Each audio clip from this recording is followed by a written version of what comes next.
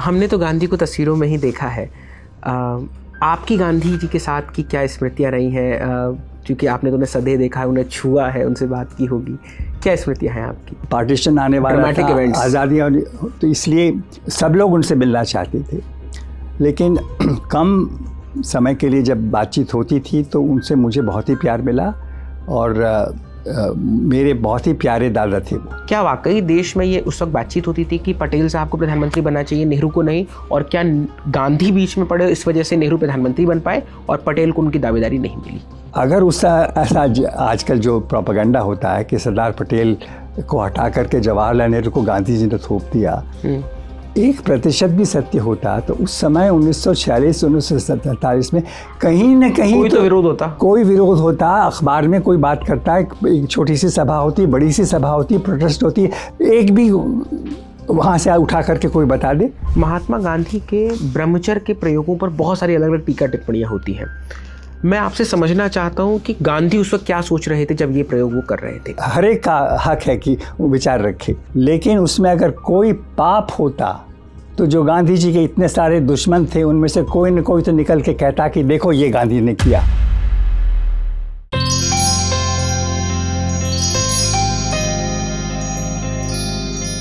नमस्ते, किताबवाला की एक और किश्त में आपका स्वागत है। मेरा नाम दीपक है।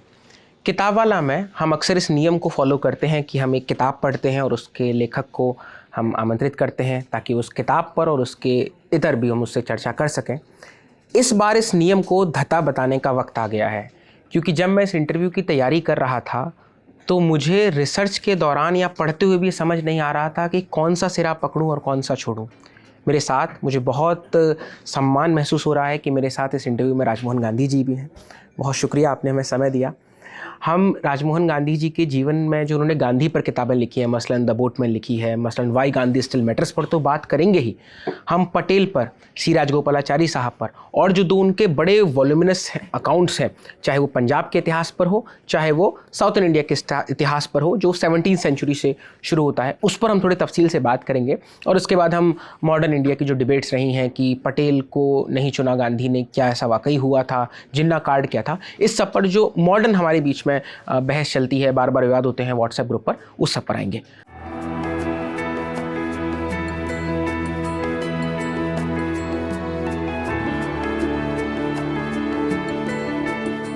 राजमोहन सर, बहुत शुक्रिया, आपने समय दिया, आप यहाँ तक आए इतने कष्टप्रद में, बहुत आभार आपका। मुझे खुशी है दीपक भाई जी। सबसे पहले दक्षिण भारत से शुरू करते हैं। आपने इतिहास तो बहुत बड़ा लिखा है, 17वीं सेंचुरी से लेकर के वो आज तक मॉडर्न टाइम तक आता है, लेकिन मैं 3 आपसे फेजेस जानना चाहता हूँ, 3 ऐसे बड़े जो आपको लगता है दौर रहे हों जिसने दक्षिण भारत के, दक्षिण के इतिहास को बदलने का बहुत बड़ा काम किया हो, जिसे अंग्रेजी में वाटरशेड मूवमेंट कहा जाता है। देखिए, पहले तो मैं इसका उत्तर आसानी से नहीं दे सकता हूँ, माफ़ करेंगे जी। तो मैंने किताब क्यों लिखी थी ये मैं बताना चाहता हूँ कि उत्तर भारत के लोग तो दक्षिण भारत के इतिहास के बारे में कम ही जानते हैं, लेकिन दक्षिण भारत के जो कल्चर्स हैं, तमिल का हो, तेलुगु का हो, मलयालम का हो, कन्नड़ का हो, तुलु का हो, वो भी अपने पड़ोसी कल्चर के बारे में बहुत कम जानते हैं। हम तो सोचते हैं कि दक्षिण भारत एक चीज़ है, लेकिन वहाँ पे कितने विभिन्न कल्चर्स भी हैं। उनकी लिटरेचर ज़बरदस्त हैं, साहित्य ज़बरदस्त हैं, संगीत वगैरह। तो मैंने ये किताब इसलिए लिखी थी कि उत्तर भारत के लोग दक्षिण भारत का इतिहास जानें और दक्षिण भारत के लोग अपने पड़ोसी दक्षिण भारतीयों के इतिहास के बारे में जानें। वरना हर राज्य अपने बारे में ही जानता है और फिर दूसरे के बारे में बिल्कुल नहीं जानता। इसलिए मैंने ये लिखी है।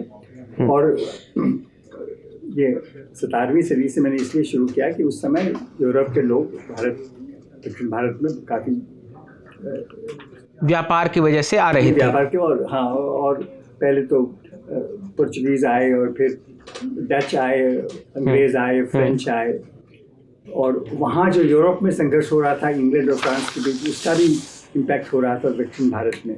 और कुछ लोग अंग्रेज़ों के साथ, कुछ लोग फ्रांसीसियों के साथ, जो छोटे मोटे राजा थे, नवाब थे, दक्षिण भारत में भी कई थे, और वहाँ की जो इंटरनल बाउंड्रीज थी वो हर वक्त बदलती रहती थी। तो कैसे वो हुआ, तो और फिर अंत में अंग्रेज़ कैसे हावी हुए, वो कहानी थी। और लेकिन मेरा मूल उद्देश्य ये था कि सचमुच में हम दक्षिण भारत के जो लोग हैं वो अपने पड़ोसी को अच्छी तरह से जानें और उत्तर भारत के लोग दक्षिण भारत के बारे में जानें।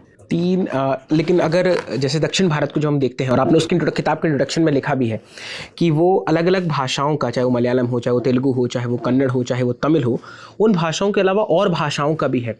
तो दक्षिण भारत की, इस सवाल को अगर मैं ऐसे समझूं कि दक्षिण भारत की कौन सी ऐसी 3 ऐतिहासिक चीज़ें हैं जो आपको प्रभावित करती हैं, जिसके बारे में हर उत्तर भारतीय को और फॉर दैट मैटर हर भारतीय को जानना चाहिए?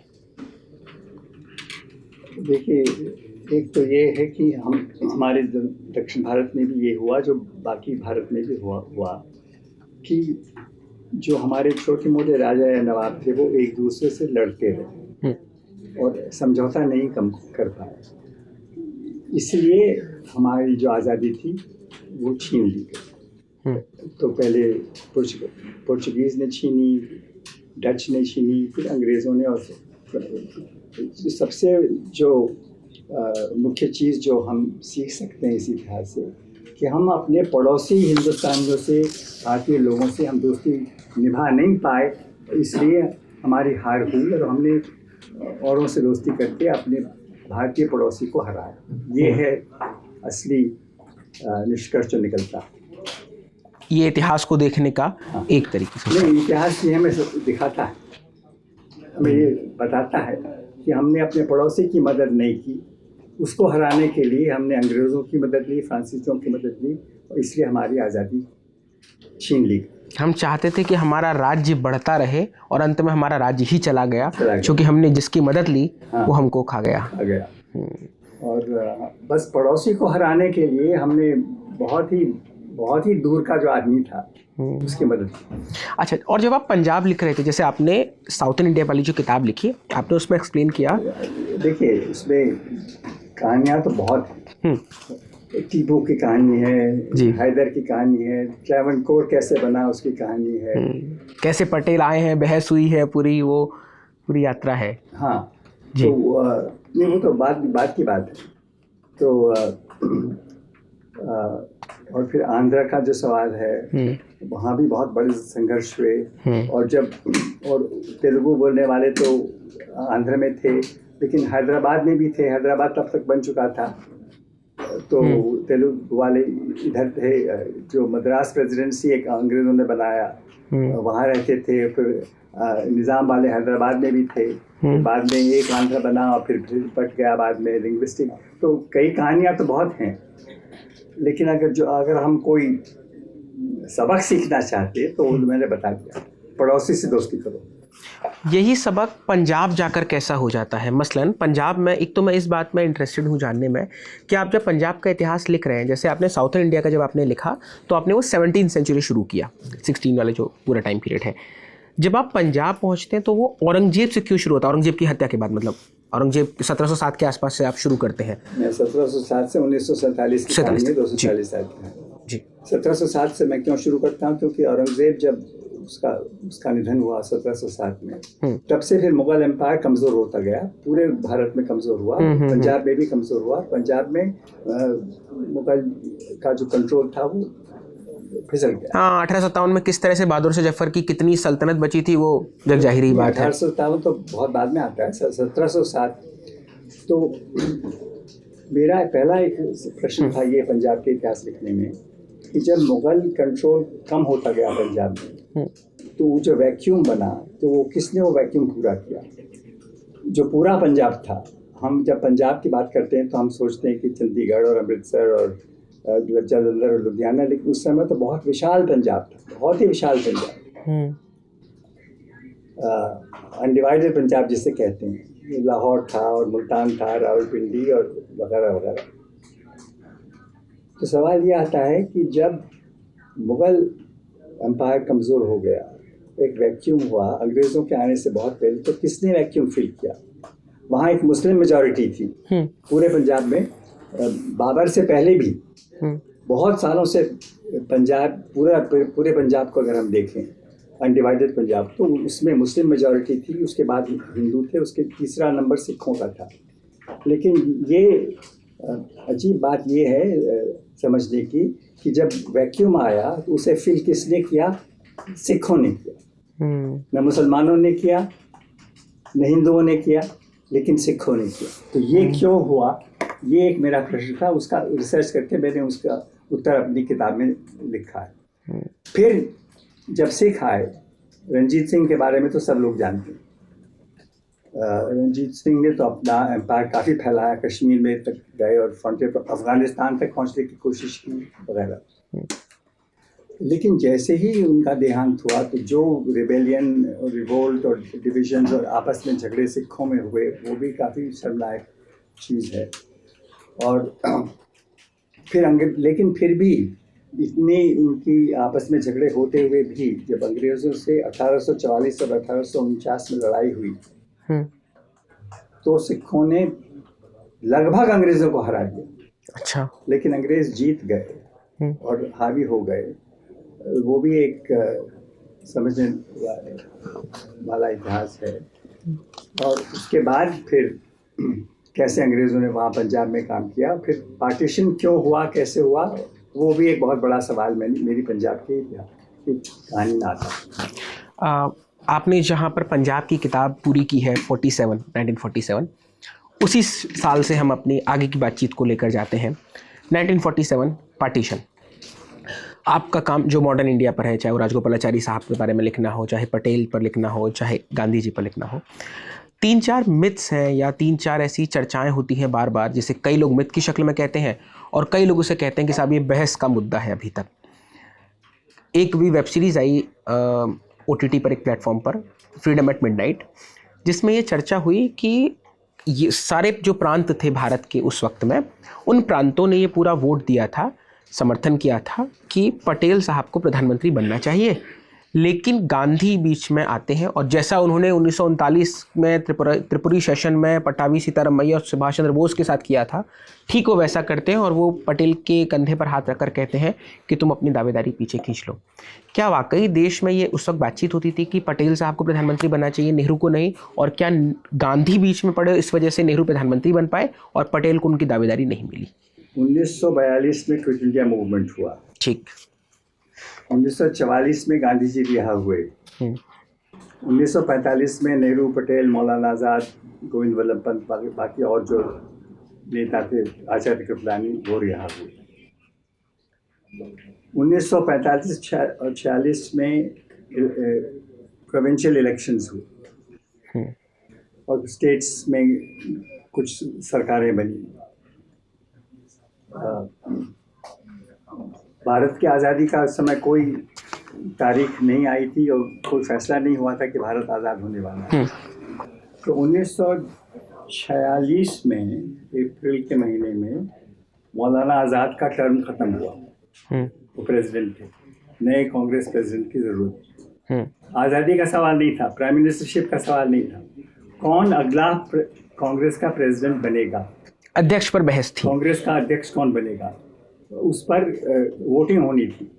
तो हर प्रांत में हर प्रांतीय कांग्रेस कमेटी ने अपना प्रपोजल दिया। कुछ लोगों ने आचार्य कृपलानी का नाम दिया, कई लोगों ने सरदार पटेल का नाम दिया। प्रधानमंत्री का सवाल नहीं था, आज़ादी का सवाल ही नहीं था, आज़ादी आई नहीं रही थी, कौन कांग्रेस का प्रेसिडेंट बनेगा, अध्यक्ष बनेगा। लेकिन 1946 में ब्रिटेन के 3 मंत्री भारत आए थे कुछ महीने के लिए नेगोशिएशंस करने के लिए कि आगे क्या होना चाहिए। पार्टीशन का सवाल था, पार्टीशन होगा या नहीं होगा, आज़ादी कब होगी, कैसे होगी, उसकी बातचीत होने वाली थी। तो गांधी जी का ये विचार था कि अंग्रेज़ों के जो डेलीगेशन से जो बातचीत होगी, उसको बातचीत करने के लिए कांग्रेस का जो प्रेसिडेंट होगा, अगर नेहरू बने तो अच्छा हो। तो गांधी जी ने कृपलानी से कहा, कृपलानी ने कहा मैं अपना नाम वापस लेता हूँ। गांधी जी ने वल्लभ भाई पटेल से कहा, वल्लभ भाई पटेल ने कहा मैं अपना नाम वापस लेता हूँ। तो जवाहरलाल नेहरू कांग्रेस के अध्यक्ष चुने गए। तो जिन प्रांतीय कांग्रेस समितियों ने वल्लभ भाई पटेल का नाम कांग्रेस के अध्यक्ष के नाम के लिए प्रपोज किया था, उन लोगों ने, कईयों ने बाद में कहा था कि हमने कोई प्रधानमंत्री का सवाल ही नहीं था। एक ये जो डीपी मिश्रा थे महाकौशल के, मध्य प्रदेश के, उन्होंने भी पटेल का नाम दिया था। उन्होंने खुद कहा था लेकिन हम ये प्रधानमंत्री के बारे में नहीं सोच रहे थे, कांग्रेस अध्यक्ष के बारे में। कांग्रेस अध्यक्ष। तो गांधी जी के सुझाव से, आप कह सकते हैं गांधी जी की पसंद से जवाहरलाल नेहरू कांग्रेस के अध्यक्ष बने।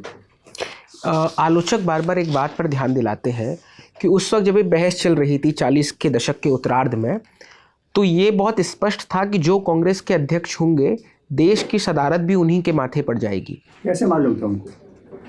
वो कैसे मालूम था कि आज़ादी होने वाली? देखिए, कांग्रेस के अध्यक्ष की बात, जवाहरलाल नेहरू 2-3 बार पहले पर अध्यक्ष हो चुके थे। सरदार पटेल 1931 में अध्यक्ष थे, दोबारा नहीं बने थे। उनकी तबीयत बहुत खराब थी, लोग और क्विट इंडिया आंदोलन में उनका बहुत बड़ा, उनकी बड़ी भूमिका थी। तो कई लोग चाहते थे कि इनको हम आदर दें, इनका हम सम्मान करें और इनको हम कांग्रेस का अध्यक्ष बनाएं। ये सवाल था। उस समय किसी को पता नहीं था कि आज़ादी आने वाली है, प्रधानमंत्री कौन बनने वाला। तो ये है, तो प्रधानमंत्री का सवाल ही नहीं था, अध्यक्ष का सवाल था। और ज़रूर गांधी जी चाहते थे कि जवाहरलाल नेहरू उस समय अध्यक्ष बने, अंग्रेज़ों से बातचीत करें। और अच्छा, एक और सवाल मैं बताना चाहता हूँ। ये सही है कि क्योंकि उस समय कांग्रेस के प्रेसिडेंट नेहरू थे, तो जब आज़ादी की बात हुई, पहले इंटरिम गवर्नमेंट बनी, उसके बाद पूरी आज़ादी आई, तो जो कांग्रेस का प्रेसिडेंट था उसको बताया कि आप बनाइए मिनिस्ट्री, आप पहले आप एक्टिंग प्राइम मिनिस्टर बने, उसके बाद आप। तो उस समय लोकप्रिय कौन था भारत में? भारत की जनता किसको पसंद करती है? उस समय भारत की जनता जवाहरलाल नेहरू से बहुत प्यार करती थी। और अगर लोग समझते हैं कि भारत की जनता उस समय या कांग्रेस पार्टी के लोग भारत भर में जो थे वो चाहते थे कि सरदार पटेल प्रधानमंत्री बने, तो जब जवाहरलाल नेहरू प्रधानमंत्री बने तो किसी अखबार में, किसी प्रांत में, गुजरात में या कहीं भी किसी ने एक लेटर टू द एडिटर भी लिखा था कि सरदार पटेल क्यों नहीं बने प्राइम मिनिस्टर।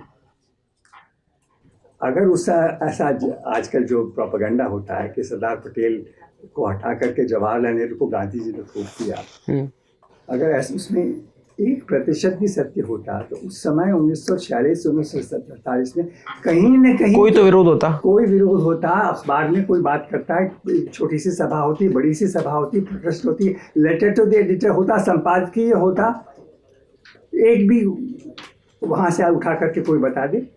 जवाहरलाल नेहरू की उस समय लोकप्रियता भयंकर थी। युवा उन्हें चाहते थे, बड़े लोग उन्हें चाहते थे, हिंदू चाहते थे, मुसलमान चाहते थे, गरीब चाहते थे, अमीर इतना नहीं चाहते थे, लेकिन फिर भी वो सोचते थे कि लेकिन नेहरू है, हम अच्छा ही होगा भारत के लिए। प्रोटेस्ट या ऑब्जेक्शन कहीं से उस समय नहीं आया। 1980 में, 1990 में लोगों ने बात करना शुरू किया कि सरदार पटेल होते तो अच्छा रहता। तो ये हम इतिहास को बदलने की कोशिश करते हैं, उसका ये एक और उदाहरण। इतिहास के एक और हिस्से का बार बार जिक्र होता है जो आपकी इस किताब के नायक पर है। महात्मा गांधी के ब्रह्मचर्य के प्रयोगों पर बहुत सारी अलग अलग टीका टिप्पणियाँ होती हैं।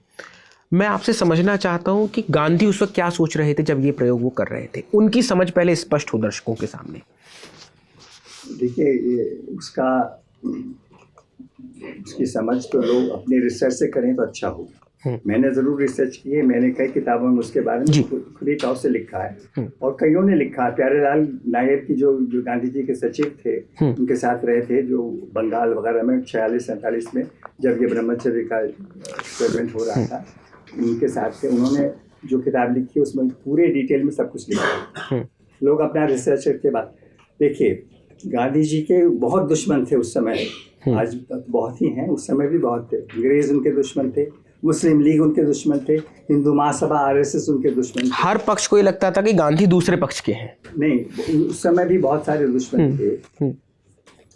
अगर इस ब्रह्मचर्य के प्रयोग में कुछ पाप होता, कुछ गलत काम होता, कुछ चोरी होती, कुछ झूठ होता, तो इन दुश्मनों में से कम कोई तो कुछ बात उस समय करता।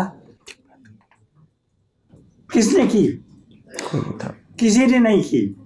तो जो गांधी जी का आप कह सकते हैं कि उन्हें ऐसा प्रयोग नहीं करना चाहिए था, वो हर एक का हक है कि वो विचार रखे, लेकिन उसमें अगर कोई पाप होता तो जो गांधी जी के इतने सारे दुश्मन थे उनमें से कोई न कोई तो निकल के कहता कि देखो ये गांधी ने किया, लेकिन नहीं किया, नहीं कर पाया क्योंकि कुछ था ही नहीं। इसलिए जब भी आप आलोचना करें, ऐसे कोई इंस्टाग्राम पे कोई रील लगाएं या व्हाट्सएप पर लिखें, उससे पहले जैसे सर ने भी प्यारेलाल जी की किताब रिकमेंड की, मेरा इस सवाल को पूछने का मंतव्य यही था कि हम जिन विषयों पर बहस कर रहे हैं हमारे पास उनकी कितनी सूचनाएं, कितनी जानकारियां हैं कि हम जब किसी की छवि को मलिन करने या उस पर अपनी आलोचना के श्रेणी में उसकी बुराई करने का प्रयोग कर रहे हैं तो हमारे पास कितनी जानकारी है, उससे हम लैस हैं कि हम ये आरोप लगा पाए। एक निर्मल कुमार बोस प्रोफेसर थे जी, बहुत बड़े प्रोफेसर बंगाल के थे, वो उस समय गांधी जी के साथ, अच्छा, जब ये ब्रह्मचर्य का कर रहे थे तो उन्होंने उनकी किताब पढ़ने लायक है। वो गांधी जी के हर विचार से सहमत नहीं थे, लेकिन जो ब्रह्मचर्य का काम गांधी जी ने किया उसके बारे में उन्होंने कहा कि ये बहुत ही इनका एक बहुत बड़ा कदम था, एक्सपेरिमेंट था, और उसकी उन्होंने इतनी सी भी निंदा नहीं की। ये वो एक आई विटनेस थे। निर्मल कुमार बोस कई महीनों से गांधी जी के साथ रहे थे और उन्होंने एक किताब लिखी है, वो भी पढ़ने लायक। एक मैं चीज़ आपसे और पढ़ना समझना चाहता हूँ। गांधी ने 1909 में एक किताब लिखी हिंद स्वराज, बाद में उन्होंने उसको रिविजिट किया, उसमें से कुछ शब्द डिलीट किए, और गांधी अंत तक जाते जाते कहते रहे कि जो मैं फाइनल कहूँगा, जो मैं लास्ट में बात कहूँगा वही फाइनल हो गई। आपने चूँकि उनको पढ़ा भी है, आप उनके स्कॉलर भी हैं गांधी के, और आप उनके पौत्र भी हैं। आपके हिसाब से गांधी अगर आज के दौर में होते 2024 में, तो कौन सी 2 या 3 विचारों को वो रिविजिट करते? एक तो मेरी ये राय है, देखिए, जो मैं उत्तर ज़रूर दूंगा आपको, लेकिन मैं ये भी आपसे कहना चाहूँगा कि हम ऐसी अपेक्षा हमें किसी से नहीं करनी चाहिए कि वो अपने समय के सारी समस्याएं हटा दे और हमारे समय की जो समस्याएं उसका भी हल उनके पास हो। ये एक अनरियलिस्टिक चीज़ है, इम्पॉसिबल चीज़। जो बात नेहरू, रिचन, एटलमोरो से कहते हैं कि गांधी को भगवान मत बना देना जब तुम फिल्म बनाओ, तो हम किसी को बहुत गॉडली फिगर के तौर पर ना देखें, कि वो सारी समस्याएं अपने समय की दूर करें और हमारे समय की भी समस्याएं हैं उसका भी वो हल किसी तरह से निकाल दें। खैर, लेकिन ये ज़रूर सही सवाल है कि हर एक से पूछा जा सकता है कि अगर किसी तरह से और भी वो अच्छा काम कर सकते तो कैसे कर सकते। देखिए, उन्होंने पूरे भारत को अपना परिवार बनाने की कोशिश की, पूरे भारतवासियों को अपना परिवार बनाने की कोशिश की। तो इस कोशिश में उन्होंने अपने परिवार को काफ़ी तकलीफ दी, अपनी पत्नी को, अपने बच्चों को। तो किस प्रकार जो एक हम बड़े काम पर लग जाते हैं, जिसके लिए हम सैक्रिफाइस करने के लिए तैयार हैं, कुछ भी कदम लेने को तैयार हैं, लेकिन ऐसा करते हुए हम अपने साथ जो रहते हैं, हमारे जो पत्नी और बच्चे होते हैं, उन पर हमारा ध्यान कम हो जाता है, उनको हम कष्ट देते हैं, उनको हम परेशान करते हैं। तो उनकी दिक्कतें अगर गांधी कम कर सकते थे तो उन्हें करना चाहिए था। ये तो खुद भी मानते हैं, उन्होंने खुद, ये सही भी है। कस्तूरबा और अपने बच्चों पर जो गांधी की जो सेवा थी या गांधी जी की तपस्या थी, गांधी जी का जो संघर्ष था, जो उन्होंने अपने कंधों पे रखा था, उस संघर्ष ने उनकी पत्नी को, उनके बच्चों को काफ़ी चोट पहुंचाई। तो गांधी जी को अपनी फैमिली को कैसे अपने संघर्ष के साथ साथ फैमिली की भी और भी अच्छी मदद कर सकते थे, ये सवाल उन्हें ज़रूर पूछना चाहिए था अपने आप से। हमने तो गांधी को तस्वीरों में ही देखा है। आपकी गांधी जी के साथ की क्या स्मृतियाँ रही हैं? क्योंकि आपने तो उन्हें सदैव देखा है, उन्हें छुआ है, उनसे बात की होगी, क्या स्मृतियाँ हैं आपकी? देखिए, मैं जब 10 साल का था और 12 साल तक, 10 से 12 तक जा रहा था, उस समय गांधी जी 76 से 78 तक जा रहे थे। उस समय मैं दिल्ली में था, स्कूल में जाता था, मेरे माँ बाप यहीं दिल्ली में थे, और उस समय गांधी जी काफ़ी महीनों तक दिल्ली में रहे थे। अच्छा।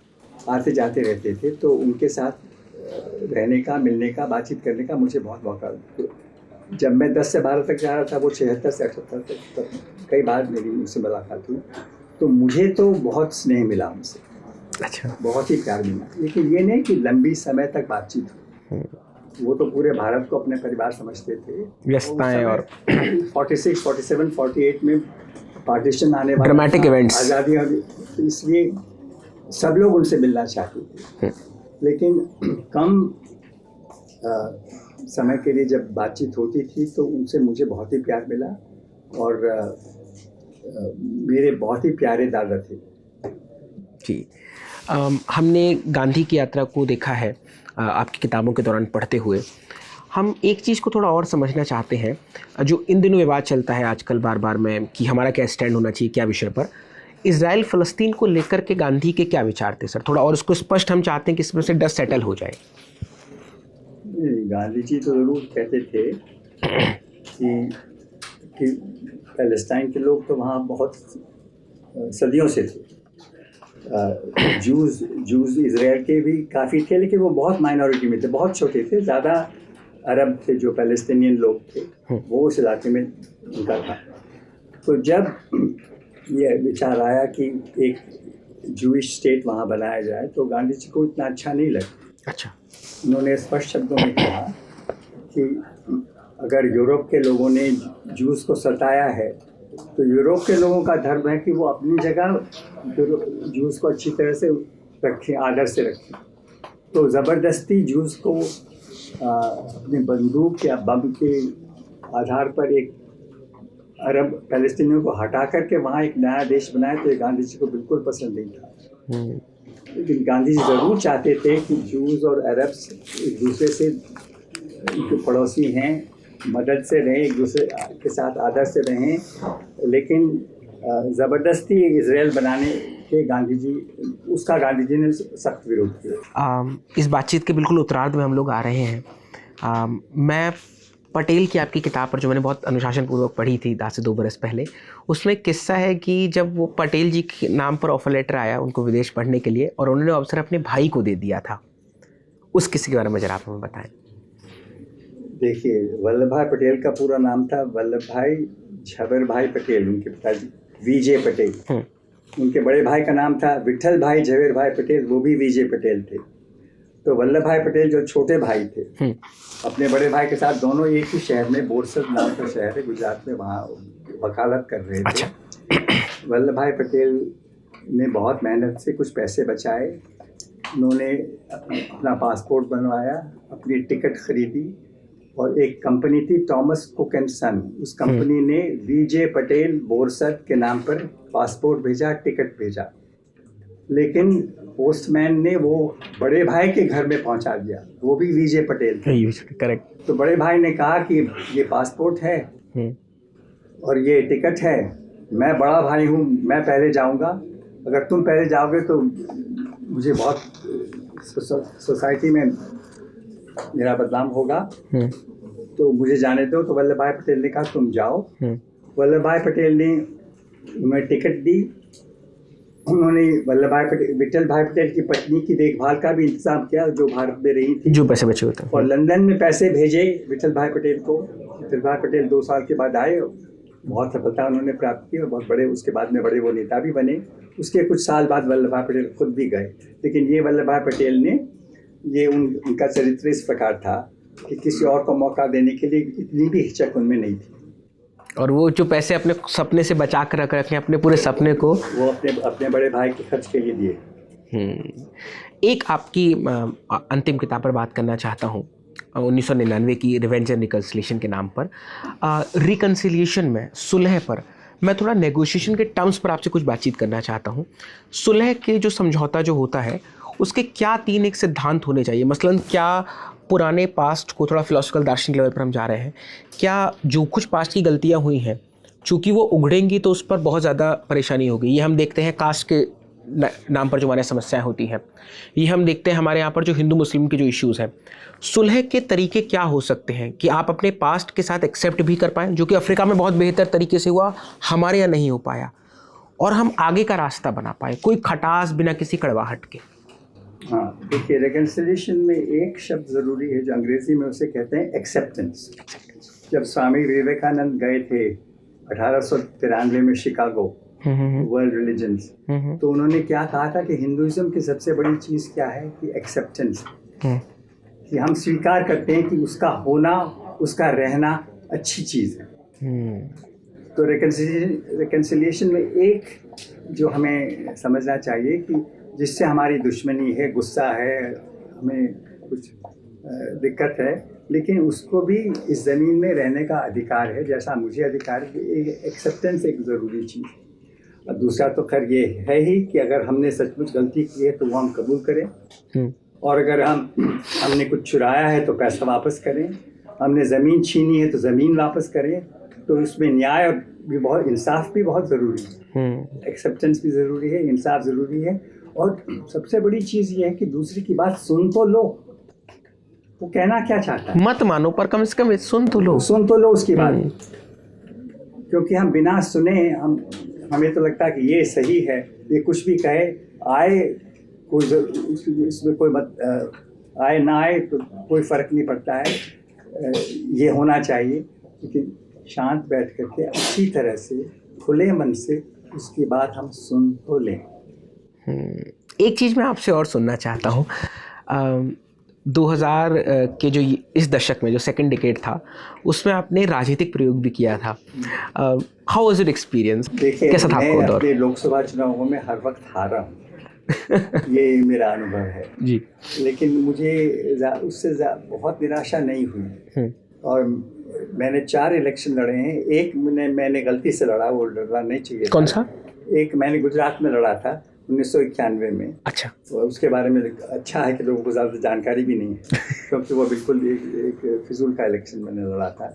लेकिन मैंने 2-3 और लड़े थे, उसमें मुझे काफ़ी सीखने को मिला, मुझे अच्छा भी लगा। और एक बात मैं कहना चाहता हूँ कि हम सब समझते हैं कि पॉलिटिक्स या राजनीति में जो लोग होते हैं वो काफ़ी करप्ट होते हैं, काफ़ी बदमाश होते हैं, उनकी अहंकार बहुत ज़बरदस्त है, उसमें वो शायद सही भी है। लेकिन राजनीति में जैसे लोग हैं वो सिर्फ हम जैसे ही लोग हैं। जैसे हम हैं, जैसी जनता है वैसे राजनेता हैं, जैसे राजनेता है वैसी जनता। जैसी राजनेता वैसी जनता।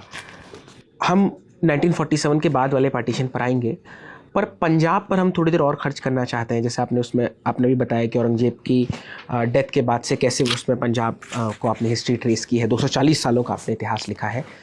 लेकिन पार्टीशन के साथ पंजाब बहुत एकदम ऐसे लिंक्ड है ना, कि 5 नदियाँ, खून और सब। How do you look at it? ये लोगों की जानकारी में बात अच्छी तरह से नहीं आई है, लेकिन जो एक कारण था पंजाब के पार्टीशन का, वो था जब यूनाइटेड पंजाब था अंग्रेज़ों के ज़माने में, तो हिंदुओं ने, ख़ास करके पंजाब के हिंदुओं ने लाहौर में और बाकी सब जो अनडिवाइडेड पंजाब था, हिंदुओं ने जो अंग्रेज़ी स्कूल थे, अंग्रेज़ी कॉलेज थे, उसका फ़ायदा अच्छी तरह से उठाया। और जो हिंदू पॉपुलेशन था पंजाब का, वो ज़्यादा शहरी पॉपुलेशन था। गांव में मुसलमान सिख ज़्यादा थे, शहरों में हिंदू ज़्यादा थे। अच्छा। तो स्कूल कॉलेज में वो गए तो, और फिर गवर्नमेंट जॉब जो शुरू हुई पंजाब की, उसमें भी हिंदुओं को अच्छा मौका मिला। अच्छा। तो पंजाब के जो मुसलमान थे वो हिंदुओं की तुलना से काफ़ी करीब थे। उनका ये डिमांड था कि हमें स्कूल में, कॉलेज में और सरकारी नौकरी में कुछ रिजर्वेशन मिले। अच्छा। मैं 1880, 90, 1910, 1920 की बात कर रहा हूँ। लेकिन पंजाब के जो हिंदू नेता थे, जो उस समय कांग्रेस के थे, उन्होंने कहा कि नहीं, अगर हिंदू ज़्यादा आए हैं सरकारी नौकरियों में, कॉलेज में, तो वो अपनी मेहनत से आए, अपनी काबिलियत से आए। तो इसमें ये ऐसा नहीं होना चाहिए, जो इम्तिहान पास करता है वो आए, ऐसा होना चाहिए। तो ये एक बहुत बड़ा कारण था कि पंजाब के जो मुसलमान थे वो फिर हिंदुओं के और कांग्रेस के खिलाफ हो गए, क्योंकि उनको अवसर नहीं मिले, उनको उस तरह की उपलब्धियां नहीं मिली। तो उस समय रिजर्वेशन नाम इतना नहीं था, लेकिन मतलब तो वही था, हिस्सेदारी। तो और हमें कुछ मौका मिले, कुछ मदद मिले नौकरी के लिए, पढ़ाई के लिए, तो वो एक जो गलती हुई कांग्रेस के नेताओं से, जो उस समय हिंदू नेता थे, कि वो एक पार्टीशन की जो मांग का जो समर्थन मिला मुस्लिम जनता से, उसकी एक वजह ये थी। और वहाँ एक बड़े नेता थे फजली हुसैन, जो उस समय कांग्रेस के साथ थे और जो चाहते थे हिंदू मुस्लिम एकता को, लेकिन फिर उन्होंने भी अपना रुख बदल दिया और फिर वो भी पाकिस्तान के पक्ष में बाद में आ गए, जिन्ना के साथ आ गए। लेकिन वो एक चीज़ समझने वाली चीज़ है कि पाकिस्तान, अच्छा दूसरा, पंजाब में एक यूनियनिस्ट पार्टी थी। यूनियनिस्ट पार्टी मानी जाती थी कि ये जो लैंडलॉर्ड्स हैं उनकी पार्टी, सही भी बात, वो लैंडलॉर्ड्स की पार्टी भी थी और वो अंग्रेज़ों का समर्थन भी करते थे। वो एक प्रो एम्पायर पार्टी भी थी। लेकिन उसमें एक गुण था, जो यूनियनिस्ट पार्टी थी उसमें मुसलमान थे, सिख थे और हिंदू थे, वो सबकी पार्टी थी। अंत में कांग्रेस ने यूनियनिस्ट पार्टी से समझौता किया भी था पाकिस्तान को पार्टीशन को रोकने के लिए, लेकिन अगर वो पहले किया जाता यूनियनिस्ट पार्टी के साथ तो भी शायद पाकिस्तान पार्टीशन को रोक दिया सकता था। लेकिन वो ये दो गलतियाँ थी कि मुसलमानों को पढ़ाई में और गवर्नमेंट जॉब्स मौका देने के लिए कांग्रेस ने मदद नहीं दी, और फिर यूनियनिस्ट पार्टी से जो समझौता कर सकते थे वो ठीक समय पे नहीं किया। ये भी पार्टीशन का एक मुख्य, ये दो मुख्य कारण है पंजाब को पाकिस्तान की तरफ धकेलने की। बात अंत में सुलह पर ही आ जाती है, रिकन्सिलिएशन पर, कि आप समय रहते दूसरे पक्ष की बात सुन लें। मानना, कितना मानना, बिल्कुल ना मानना, वो बात की बहस है, पर कम से कम वो शामिल तो हो। हम इस बातचीत के बिल्कुल लगभग उत्तरार्ध में हैं। मैं आपसे इस किताब, जो हमारा मूल इस किताब वाला का विषय था, वाई गांधी स्टिल मैटर्स, ये एक बहुत सुंदर किताब है इस लहजे से कि अगर आप बहुत शब्दों में, बहुत सारे सिद्धांतों के जार्गन में नहीं फंसना चाहते हैं, तो आप बस गांधी के उन मूल्यों को, जिनको लेकर के पूरा विश्व और हिंदुस्तान इतना आगे चला आया है, उनकी हत्या के इतने 75 बरस बाद, तो आप उसके बारे में जान सकते हैं। मैं इस टाइटल के सवाल से यहाँ शुरू करता हूँ, why Gandhi still matters today. क्यों गांधी को पढ़ना चाहिए एक नौजवान को? एक तो देखिए, गांधी जी ने जीवन भर काम किया। उन्होंने न अपने लिए या अपने बच्चों के लिए कोई पद ग्रैब किया। ये भी एक सबक सीखने लायक है। लोग उनकी बात मानते थे, जो चाहे वो अपने लिए कर सकते थे, अपने बच्चों के लिए कर सकते थे, लेकिन उन्होंने उस पर ध्यान नहीं दिया। ये भी एक लोभ नहीं दिखाया, लोभ न था। उन्होंने अपना लोभ बिल्कुल जला दिया। दूसरे, उन्होंने बताया भारत के लोगों को शुरू से, आपने हिंद स्वराज का जिक्र किया था, 1909 की किताब में ही वो कहते हैं भारत सबका है, जो भारत में रहते हैं उनका अधिकार है भारत में रहने का, बराबर अधिकार, चाहे वो किसी भी धर्म के, चाहे वो सनातनी हो, आर्य समाजी हो, मुसलमान हो, सिख हो, क्रिश्चियन हो, नास्तिक हो, आस्तिक हो, हर एक को भारत में रहने का बराबरी अधिकार है। ये 1909 से गांधी कहते आए। तो ये भी एक, फिर अंत में ये उनके शब्द नहीं हैं, लेकिन जो शब्द उन्होंने प्रचलित किए हैं कि अच्छा आदमी वो है जो पराये की पीड़ा समझता है, वैष्णव जन तो तेने कहे जे पीड़ पढ़ाई जाने दे। तो जो दूसरे की पराये की पीड़ा समझता है, पड़ोसी की पीड़ा समझता है, वो अच्छा आदमी है और वो अच्छा समाज बना सकता है। अच्छा समाज हम बनाएं, अच्छा समाज किताबों के जरिए बन सकता है। मैं बस अपनी क्लोजिंग दूँ उससे पहले, 2024 में पढ़ी हुई आपकी जो 2-5 किताबें या 5 किताबें जो आप ऑलरेडी पढ़ चुके हैं, उनके बारे में, जो अभी भी करंटली पढ़ रहे हैं। करंटली मैं 2 किताबें पढ़ रहा हूँ जी। एक तो ये आनंद तेलतुंबड़े की किताब है अम्बेडकर पर। हाँ, अभी नहीं आई है। अम्बेडकर के ये आइकोनोक्लास्ट, और अम्बेडकर की पोती जो हैं रमा जी, ये उनके हस्बैंड हैं, आनंद तेलतुंबड़े। अच्छा। ये IIT के हैं, से निकले हैं, कानपुर से शायद, और कॉरपोरेट जीवन में भी रह चुके हैं और प्रोफेसर भी रह चुके हैं, बहुत बड़े स्कॉलर हैं। इन्होंने ये किताब लिखी है, ये पढ़ने लायक है। इन्होंने कुछ हद तक अम्बेडकर जी की कुछ पॉलिसीज से अपनी असहमति भी जताई है, लेकिन ये पढ़ने लायक किताब है। अम्बेडकर जी को समझने के लिए और वैसे भी भारत, आज के भारत को समझने के लिए अच्छी किताब है। और दूसरी ये है जो मन्नू पिल्ले की किताब है, मिशनरीज वाली, गॉड्स मिथ एंड मिशनरीज।